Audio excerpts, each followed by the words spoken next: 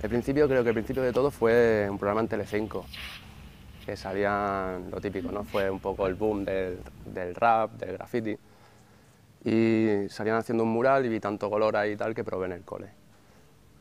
Fui muy mal estudiante, como casi siempre estaba dibujando, pues salté de dibujar cosas normales a hacer graffiti. El asunto de la música rap, ver los videoclips, me gustaba, también veía ahí, no sé, una película en especial que fue Color. Nada, empezar a dibujar hasta que conecté con un amigo. ¿Recuerdas cómo empezamos? Tú bajas por la mañana cuando tienes 12, 13 años y dices, coño, ¿eso qué es? Ya te da un poco de morbillo ver eso y ves que es un graffiti. De ver algo que te gusta y ver que lo hacen bien, dices, yo también quiero hacerlo. Empiezas y hasta el día de hoy.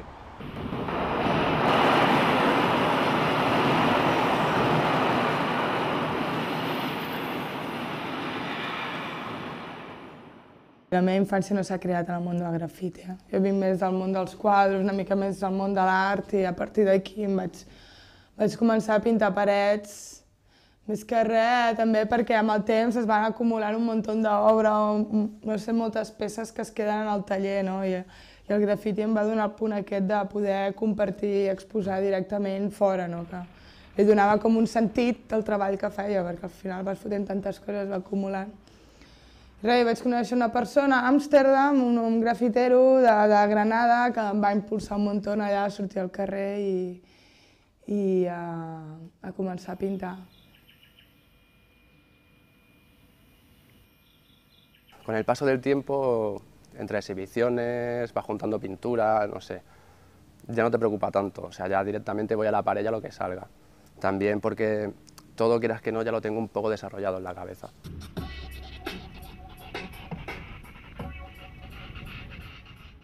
Que me llevo el boceto, improviso y O sin lo que boceto. salga, o sin boceto.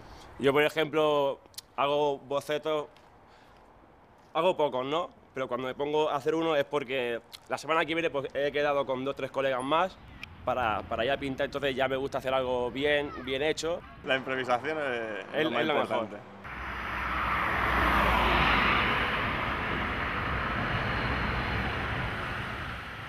Llavors sempre em deixo guiar molt pels meus impulsos, que normalment no faig un esbós previ ni res. Llavors, doncs, clar, quan vas a fer un curro d'algú que et demana alguna història o algun projecte en concret, sí que normalment intentes fer una mica d'esbós, no per tu, sinó per l'altre, no? Per mostrar una miqueta les teves idees. Però, en veritat, em deixo guiar bastant per les meves emocions, així, no sé com vaig.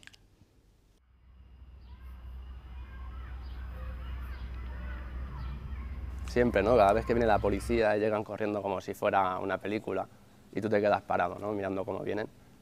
Se lo explicas y, no sé, muchas veces meto un poco una excusa de que he organizado alguna exhibición o cualquier cosa, entonces me dan permiso, que para esta ocasión no he podido hacerlo porque el ayuntamiento precisamente no trabaja para mí y que lo que estoy haciendo es una cosa que llevo haciendo toda la vida.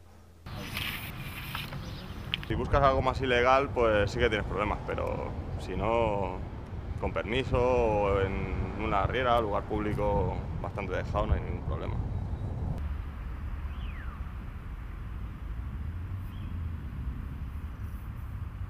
Intento respectar bastant l'espai públic, el pinto, però sempre buscant la seva bellesa, no anant a embrutar-lo, ni a destruir-lo, no?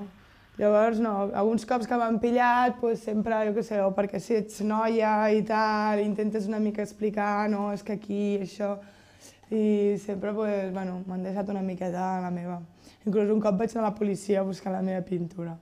Em van pillar per la nit i me la van prendre i després els hi vaig muntar allà un pollo, no, perquè clar, jo he vist això, no m'ho podeu fer, que jo demà haig d'anar a treballar i ara se'm endureu la pintura i res, vaig anar l'endemà a la policia i me la van tornar. Una pared, básicamente, para que sea perfecta, es la pared que no chupa. Una pared que tú vas con la pintura y estás pintando y vas viendo cómo la pintura desaparece, digamos que esa es la pared que nunca más tienes que volver a pintar, aunque hay gente que lo vuelve a hacer, ¿no? Pero yo más o menos ya sé, digo, mira, en esta pared puedo pintar y va a coger bien. Para mí la pared perfecta es en una gran avenida, por ejemplo, ¿no? Que pasa toda la gente que va a trabajar. Sí, sí. Y claro, por la mañana la gente va con los ojos pegados y tú te plastas ahí un buen graffiti, claro, la gente, y se le abren los ojos diciendo, ¿eso qué es? ¿Sabes? Para mí la pared perfecta aún no creo que la haya visto. Ja la veré algun dia. Per mi la paret perfecta és la paret que necessita estar pintada, no?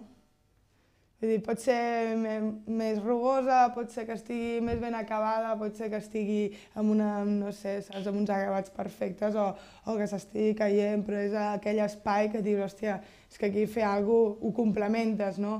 La paret perfecta per mi és la paret que necessita ser complementada amb una peça o amb alguna cosa que realment aquell sigui el seu lloc. Que en veritat m'agrada escoltar-les, no? Que allò que et criden. Jo sempre dic, hòstia, passes per una paret i la paret et crida, allò com dir, pinta'm, pinta'm. Me veo gordo y con canas, más viejo, pero haciendo lo mismo. Pues no sé, dentro de 15 años, ¿Tú cómo te ves, tío? yo más viejo, seremos amigos aún, ¿no? Yo creo que seremos colegas, amigos no. Pero bueno, yo dentro de 15 años pues me veo pintando, como un hobby también, ¿no? Pero en vez de pintar 3 veces al mes, pues no sé, a lo mejor pintaré una vez al mes. Bueno, jo d'aquí 15 anys, aviam, si ara en tinc 26, pues en tindré quasi 40, no? Pues...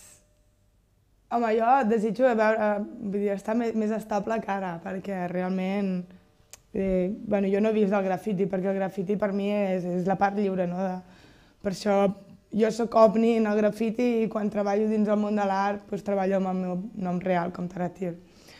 Però, no sé, a mi m'agradaria poder estar això, més estable, perquè ara mateix és un neguit constant, perquè estàs començant, llavors tampoc no tens la suficient història com per, saps, fer segons quines coses. La gent el primer que em pregunta quan em coneix és però tu quina edat tens? I el món de l'art és una casa de putes.